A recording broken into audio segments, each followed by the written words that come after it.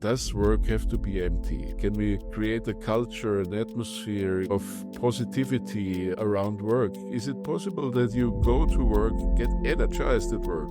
All that Ikigai is actually delivering. The idea is, if you integrate 4 dimensions in your life in a way that you can live them to the fullest, you would be able to reach your Ikigai. 9 out of 10 Gen Z millennials want a sense of purpose and say that job satisfaction and well-being is important for them. Why might it be good for organizations to invest in Ikigai and invest in purpose? Work out of Oxford found that employee well-being leads to 12% higher productivity, mostly driven by better cognition, higher motivation, stronger social and emotional skills. How can companies do that? I created an assessment tool for the Ikigai individually and collectively. And when I showed these results to the leadership team, they were shocked in this organization, because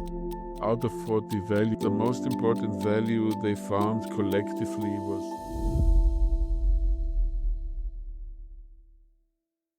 In this episode, I welcome Frank Brueck. Frank holds a PhD in international business, and since the 1990s, he is a professor and a consultant at the same time. He helped create an massive open online course in corporate sustainability, which almost 60,000 people went through.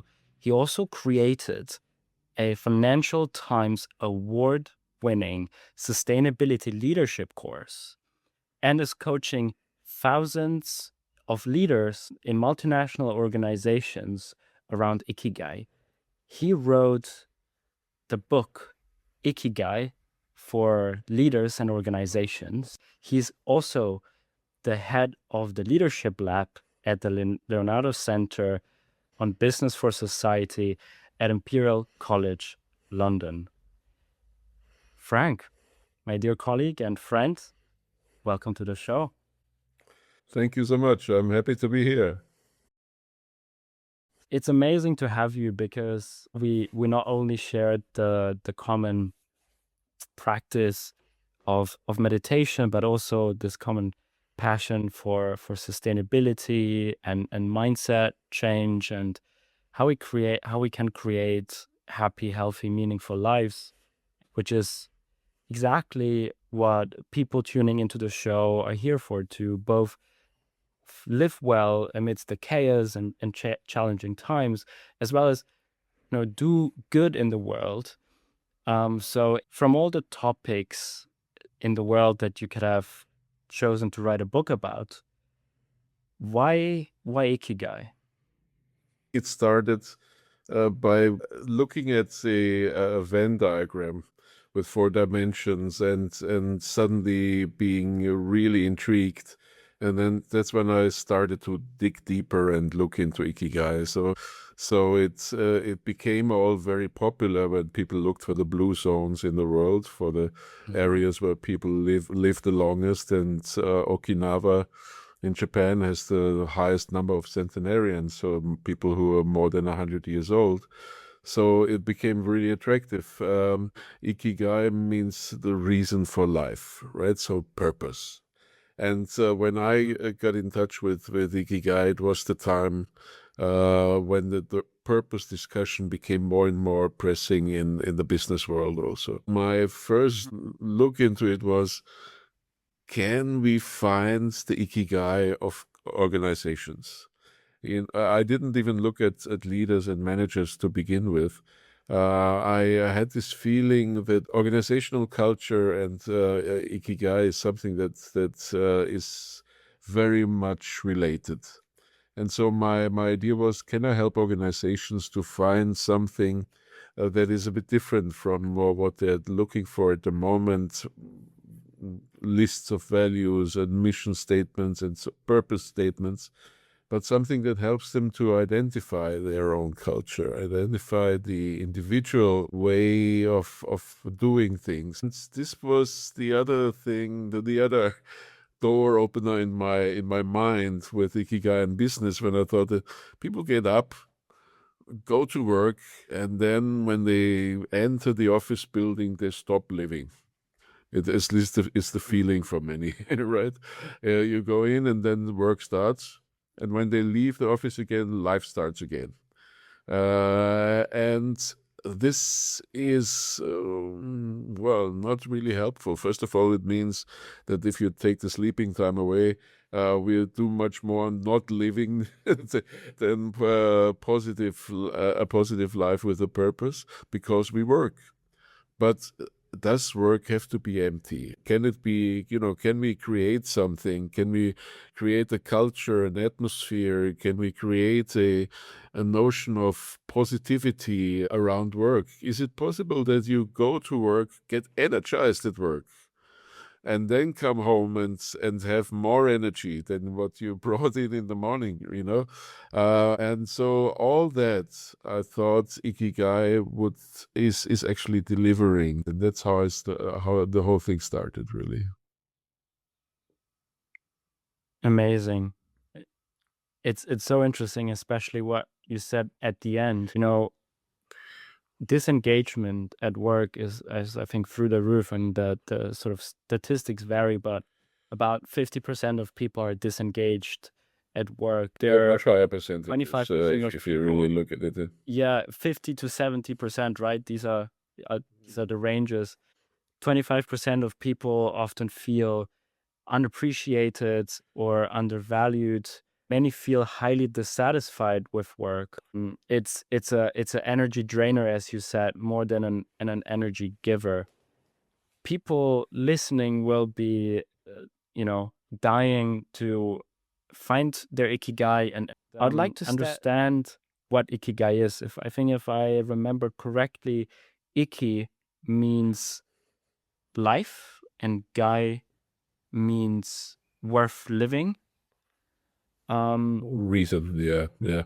Or a reason to live. I would like to take a step back and understand those 4 quadrants that you mentioned, right? The idea is, if you integrate 4 dimensions in your life in a way that you can live them to the fullest, you would be able to reach your Ikigai. So it's an integration of 4 important and different dimensions, right? So you have what you're good at, what you love to do, what you can make a living from, or what the market requires, and now what the world needs. And this is purpose.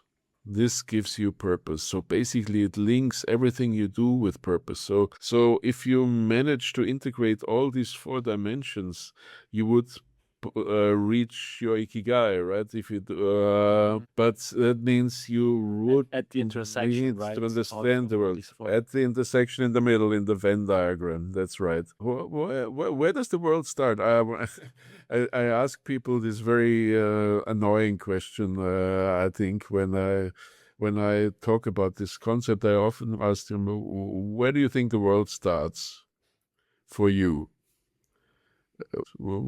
Is it the planet? Is it your family? Is it your country? Is it your company? Or is it yourself? When the needs of the world include yourself and includes the people who work around you, and from there you can spread this goodness, right, with what you're doing. You said it. We work at the Leonardo Center together, and where we're trying to find impact in a bigger sense. How can the corporate world provide impact for the world environmentally and socially? This is what it's all about. And no, you don't have to save the world on your own, but you need to be aware of what's going on around you and make a positive contribution on the world around you. So when you take these 4 dimensions now together, then you have a different view on an organization, but also on an individual as a leader, right? You said people who are watching this podcast may be younger. People between 20 and their mid 30s, people that finish their studies, that are maybe are in entry-level positions or in the early stages of their career. You know, speaking about that, I think so. I love the concept of Ikigai, and trying to get the intersections right. I want to share though both what people I think want, people that are listening to this. My generation, Gen Zs and Millennials, we have some of the highest attention on well-being and the desire to have a purposeful, meaningful life. And it's a big expectation also of companies. At the same time, as you probably know, and I've experienced and talked to many people my age graduating from top programs, including Harvard and Oxford, that are struggling to get a job. It's so difficult. So there's this immense pressure, but people do want to have impact. And yet, when you look at where people go to work after they graduate, it's often the Bermuda Triangle of talent, which Simon van Tertem and also Rutger Bregman talk about, which is law, finance, and consulting. And I think people choose it because of two main reasons. It pays very well. It's a very high status job, and people get the skills to advance their careers. I think if you ask anyone, they would love to go after the Ikigai. So I have two questions in that regard. What, from your experience, is the best way for young people to go after the Ikigai, given these constraints, right? They need to get a job. They want a job where they can grow professionally, but they want to have passion, mission, and vocation in there, right? How can they pursue their Ikigai? And I think you probably will be keen to also say, well, it's not just about individuals, it's also organizational. Organizational leaders are probably listening as well. Managers, CEOs, what can they do to help nurture Ikigai within their employees? So these two questions, I'd be really curious to get your take. Very simple questions, Noah. They're very important ones. I fully agree, but not easy to answer. Particularly the first one, I should say. It has a lot to do, from my perspective, with being true to yourself and being so honest to yourself and to your purpose, right? So when you discuss, And how do you achieve yeah, how do you achieve that honesty and that trueness with yourself, yeah, to yourself? it's authenticity, right? So you might. It doesn't mean that when you enter the Bermuda Triangle, as you described it, that you have to give up your purpose, but it can be a step on the way, right? Not necessarily do we have all the ingredients ready to pursue our purpose. However, particularly in millennials and Gen Z, as you said it, there is this tendency that you want to also have some meaning in what you do, right? And it often means that you have to make decisions which are, from an economic point of view, unpopular. Maybe where you have to make a decision if you stay true to your purpose and to your to your passion and what you're good at, that it means that you not go for the highest bidder, right? So I think it's particularly for people who are studying, who are not, who have the luxury to have a good education, there is choice to some extent, right? We will maybe not have time to talk about AI and what this will mean for jobs in the future, but it's things might change in a certain way but particularly then we'll need also the collective attention on what the world needs. And this is the second part of, or the second question that you asked, how can companies do that? And uh, I created an assessment tool for the Ikigai individually and collectively. It's basically it's based on values of Shalom Schwartz's value scale very strongly, and By the way, we'll link the concepts, the studies that we mentioned throughout. We're gonna link them below in the show notes. If you have any, we'll link your book. And is there an online tour for the assessment we can provide?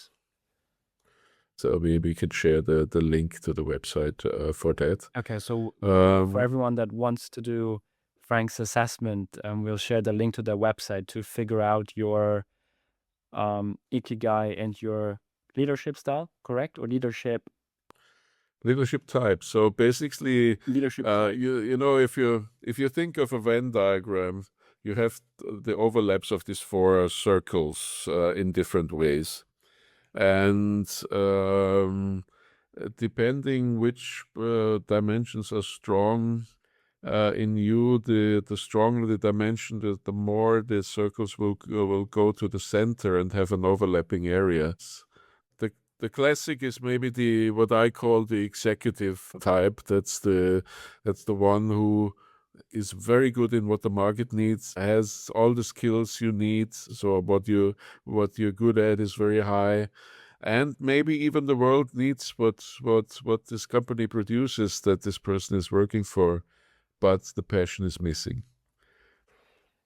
I wanted to share these statistics with you because they blew my mind. 9 out of 10 Gen Z millennials, 89% for Gen Z, and 92 of millennials want a sense of purpose and say that job satisfaction and well-being is important for them. So this is the individual side of things. But I also looked at why might it be good for organizations to invest in Ikigai and invest in purpose. Well, there's actually a lot of data to say this is a good idea, even if you just from a business case perspective.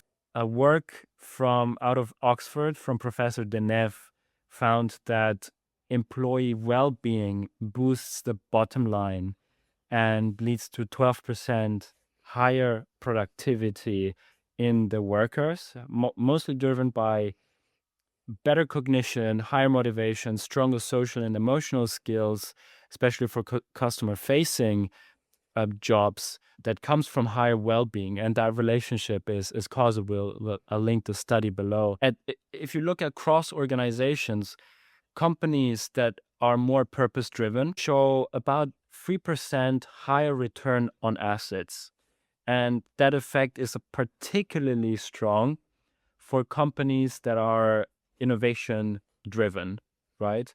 So because it leads people to be more motivated, to engage in more effort, to cooperate and be more creative, right? And because you alluded to the collective dimension of Ikigai, of purpose, to get anything meaningful, important, joyful off the ground, we need other people. We need to collaborate. We need to bounce ideas off each other. We need to put our hands, hearts, and minds together. So there's a very strong business case for why companies should be purpose-driven. So all of this long intro to what can organizations do to foster purpose, to foster Ikigai, and I think you have a really nice case study of a company, a multinational. Do you want to walk us through that case study, what you did, and Sure. what it made of the company? It's very important to understand that the Ikigai types that I mentioned before on the individual level do also exist on in the business world. So it may be, I call it business types. You could call it business culture. What is the Ikigai type that integrates it all? Because Yeah. So CEOs, far, leaders, managers listening, they'll probably try to to bring their organization towards the more Ikigai end of the spectrum? So What's the there, I have had so far two out of 3,000 people who did the assessment. We found only two companies where we could have a collective agreement on that the company would have reached Ikigai, and both companies were small startups in the area of environmental business. And they were successful on the market as well. Otherwise, I have never had a company yet that would collectively be in the area of Ikigai. But I have good examples where they have many more dimensions overlapping already. What we mostly see is when you do an assessment of a company, that the leaders assess their own abilities much higher, and some of them claim to have reached Ikigai through their self-assessment. But when they then assess their organization, it's sometimes even this erosion or scramble type. And then we have some interesting discussions, because then we sit together and say, okay, as the leaders of this organization, and why don't you manage to pass that on collectively? Why is your organization completely disintegrated? And this is an interesting discussion then that we have then. And you mentioned the example is a very large financial services institution, and we had lots of people doing the assessment, and we looked in this case not so much at the types, but at the bottom, went to the bottom of affairs, which the values that were important for these people. And when I showed these results to the leadership team, they were shocked in this organization, because out of 40 most important value they found collectively was number one, preserving public image. Then performance orientation, responsibility. Number four, materialism, creating wealth. Success orientation. These were the top five. So already problematic enough. The bottom five are the ones which are really attracted the most attention. Inner harmony with oneself, decisiveness, making decisions, creativity. Didn't find the right way to put innovation into action, because creativity was missing.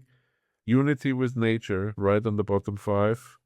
And courage, the ability to dare something, to take risks. So basically, when you look at that, just above this, the bottom five was social justice and so forth. So people do not care about the environment, do not care about social justice, can't create anything for innovation because it's missing. They can't make decisions because they're afraid, because they lack the courage. So if you see that, it's a slap in the face for any leader, because you see your corporate culture is organized around risk and avoiding risks, and it does not help you to get to spheres where we can talk about the needs of the world in a sensible way, right? So you really need to completely rearrange things, and this is not the only example. So I'm gonna ask questions about that. So was it the managers and the leaders assessing their own work and their own values, or how they perceived the organization and what the organization prioritizes, and what did the leaders of this organization expect? Because you said it was a huge slap in the face. Did they think it was the other way around? they didn't expect it to be so clear. They found the bottom region very problematic, right? Because we were talking about sustainability. We're not talking about anything else in this context. and this is not compatible, obviously. Their own values were different. They ranked themselves high on responsibility, honesty, intelligence, competence, and loyalty. But you also have to see where they said honesty is number 2 in their own values. They said it's number 17 for the collectively lived values.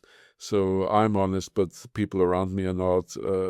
This is not a good sign. It's not a collective. It's not a collective. It's not a collective trait. Yeah, yeah, and this is a tough situation when you're in that, because you need to work on the leadership culture. You need to work on the collective culture of the organization, and what to do. Because one thing is the diagnostic. Yeah,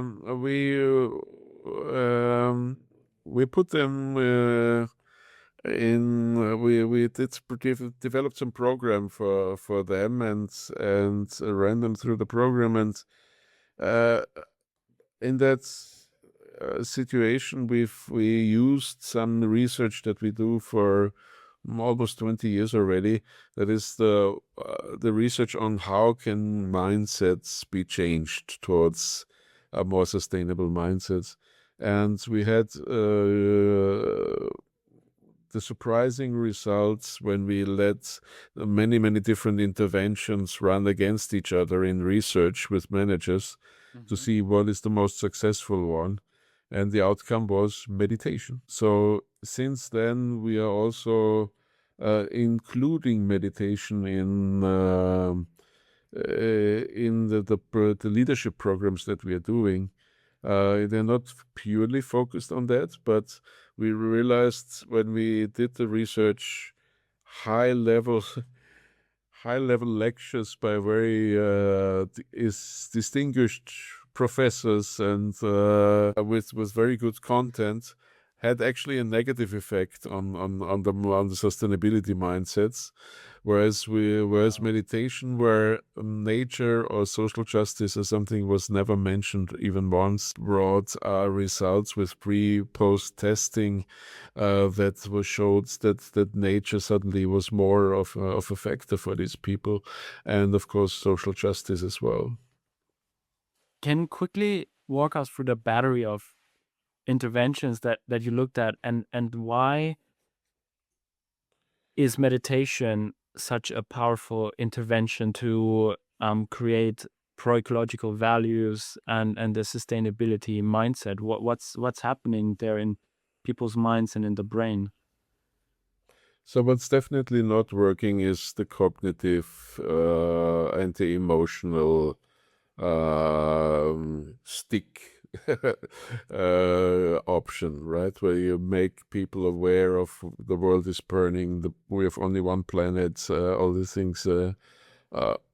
Yeah, true.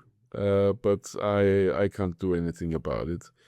In meditation, however, what happens is that, and this is, we worked with neuroscientists and had all kinds of research done around it, because it was a surprising result, as I said.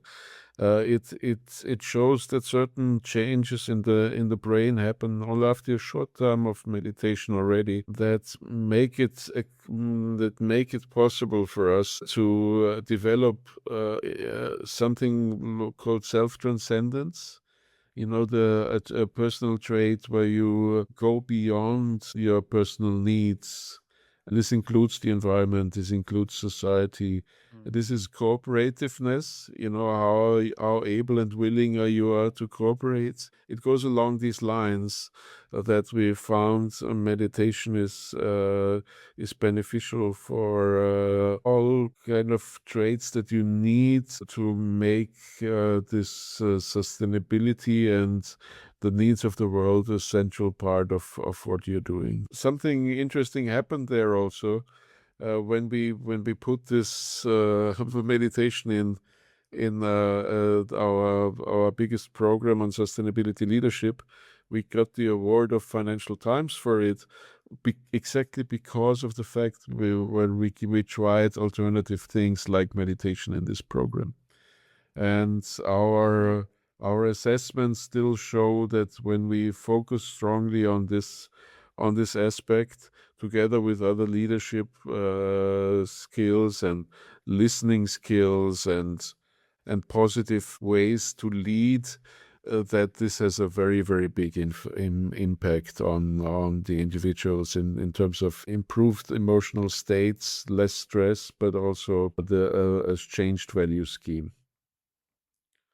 Well, This is so this is fascinating. a small way. Yeah, so I want to, because there's so much research and science behind that, I just want to unpack that. So meditation physically alters the brain through neuroplasticity. Findings suggest that it increases gray matter, which are in areas that are responsible for focus and emotional regulation, while shrinking the amygdala, which is our stress, fear, hot emotion Flight or center, fight. Yeah. reducing Yeah. fight, exactly, flight or fight center. And these neurological shifts, psychologically lead to self-transcendence and are reflected in a need for lower material consumption, lower eco-anxiety. We talked about the overwhelm, fostering a deeper, more compassionate connection with nature. And it also improves thicker cortical areas of the anterior cingulate cortex, which is connected to self-control and emotional regulation. So there's a lot of things that are happening at the psychological level, neurochemical level, at the brain biological level that come together. I think it's worth just pointing out what's happening in the brain and all the research and the science that is backing that up. Yeah, it is amazing, and it can be done really relatively effortlessly. And short terms of meditation sessions already make this difference. We have our group of meditators, of high-level managers who came out of these programs and wanted to keep on meditating. So this is still something that they found useful in the digital life, because there's one thing that people seem to lack very much in the hectic modern life, working life, that is time for reflection. Even non-meditative reflection can already make a big difference. But people don't have time for it. We were pushed from deadline to deadline to deadline, which causes even higher stress level and all the effects of burnout and depression and so forth that we see, without the chance to look back and to reflect, to digest, and to take yourself back. So what happens? People try to keep up with the pace, become overactive themselves, and they themselves and their family, their health pays the price.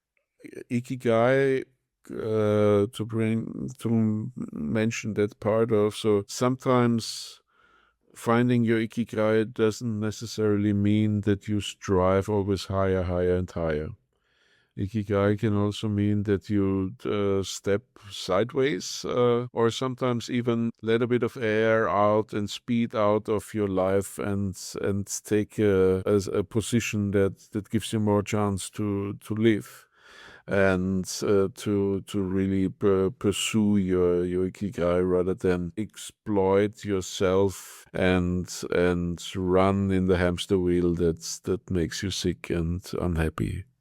And doesn't help the world, even if you That's work right. 24 hours a day. So now you have to tell us what happened in that large multinational financial institution after the leadership training, including meditations. Were there tangible shifts? What was the most notable difference? The unfortunate truth of this case is that something happened, but not what we intended. We had lots of good ideas set up, but changes in the complete board level created immediately different priorities and repositioned people. So programs that were set up, and this is one of the realities that we are facing a lot when we work with companies. Changes in leadership can destroy the work of many years sometimes in such programs with one strike of the hand. And I don't say people start from zero again there, but not far from it, unfortunately. Well, that is unfortunate, but I think a more fortunate conclusion is that many people that are listening, they will want to nurture Ikigai in the organization. They're either employees or want to start a company, young graduates, or they're senior leaders, managers that would love to do good in the world, help people pursue their passion while giving them a workplace that nurtures their skills and pays them well. They want to be in touch. Maybe they want to learn more about Ikigai in organizations, about leadership types, about culture and cultural change. Where can listeners keep in touch with you and your work? Where should they go? So, best is through the Ikigai, which is a small but nice little outlet for all these ideas, for workshops, for That's a website, right? that's a website, and it's a small little company here where I'm joining you from in Cape Town, South Africa. Amazing. So ikigai-corporation.com. We'll put the link to your to the website and your company there. We'll also leave your social handles for LinkedIn for people that want to get in touch. We end every Balance and Breakthrough episode with two rapid fire questions. Number one, Frank, what is an area in your life or in your work where you're still struggling with balance, or you're striving to build balance or get it back? Oh, it is definitely the with all positive notion towards what I want to do. There is a lot of traveling involved. This is where I definitely would see room for improvement. Although we can do so many things virtually already, but it's a bit of a strain on the system, and of course on the world that I want to reduce eventually. And speaking of the world, if you had a magic wand and you could create one breakthrough in the world, what breakthrough do you want to see in people's lives, the work, or in the world? uh,